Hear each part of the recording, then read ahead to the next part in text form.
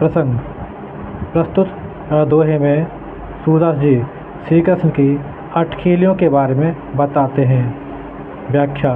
किलकत कान घुटिबन आवत, किलकत में किलकारी मारते, कान में काना, घुटन घुटनों के बल, आवत में आते हैं, किलकारी मारते हुए कान्हा घुटनों के बल आते हैं।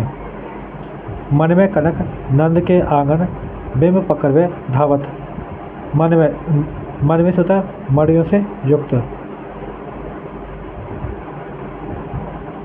कनक में सोने के, मड़ियों से युक्त सोने के। नंद के आंगन, नंद में नंद बाबा के में के नंद बाबा के आंगन में। बिंब पकड़ वे धावत, बिंब में परछाई, पकड़ में पकड़ने के, धावत में दौड़ते हैं। मन में मड़ियों से युक्त सोने के नंद बाबा के आंगन में परछाई पकड़ने के लिए दौड़ते हैं। अर्थात श्री कृष्ण मणि से युक्त नंद बाबा के आंगन में अपनी परछाई को पकड़ने के लिए दौड़ते हैं।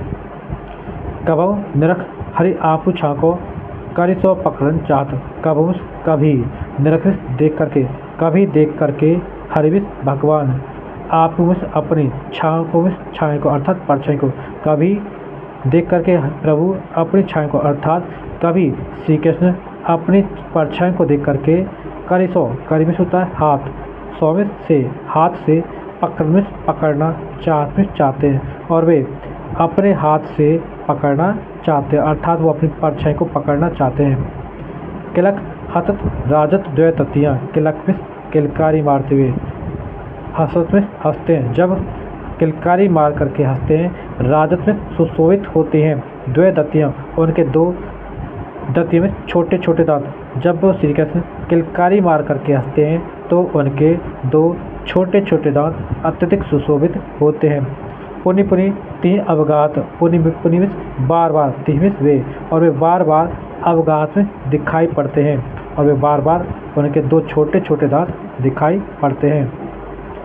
कनक भूमि पर कर पग छाया, कनक में सोने की भूमि, सोने की भूमि अर्थात सोने के आंगन पर कर में होता हाथ, पग में होता पैर, हाथ और पैर की जो परछाई है, छाया में परछाई, सोने की भूमि पर उनके हाथ और पैरों की छाया ऐसी लगती है मानो, यह उपमा में ऐसी उपमा लगती है अर्थात ऐसा लगता है एक राज, ऐसा अनुभव होता है, ऐसी सुशोभित होती है, ऐसी संज्ञा दी जाती है।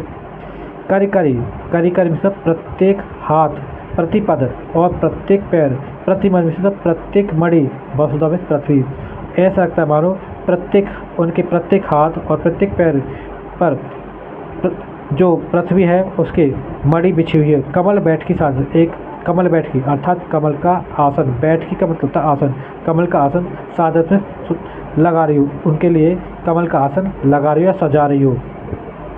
यह जो है बताया गया है पृथ्वी के लिए बताया गया है कि जो मड़ियों से जो पृथ्वी है, जब श्री कृष्ण अपने प्रत्येक हाथ और पैर को रखते हैं तो ऐसा लगता है जैसे कोई यह पृथ्वी उनके लिए एक कमल का आसन बिछा रही हो। ये जो है उनके हाथ और पैरों की वजह से ऐसा महसूस हो रहा है। बाल दशा सुख निरख जसोदा, बाल दशा में बाल की दशा को अर्थात बच्चे की श्री कृष्ण की दशा को देख करके सुख जसोदा, जो जसोदा को सुख होता है अर्थात उनके इस दशा को देख करके, बाल दशा को देख करके यशोदा को सुख मिलता है। ये इस तरीके से इसको अरेंज कर देना है।